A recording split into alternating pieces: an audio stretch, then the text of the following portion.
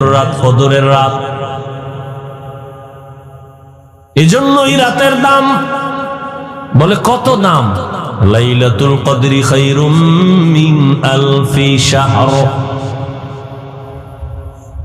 1000 মাস লাগাতার যদি কেউ ইবাদত করে। কয় মাস? 1000 মাস লাগাতার যদি ইবাদত করে,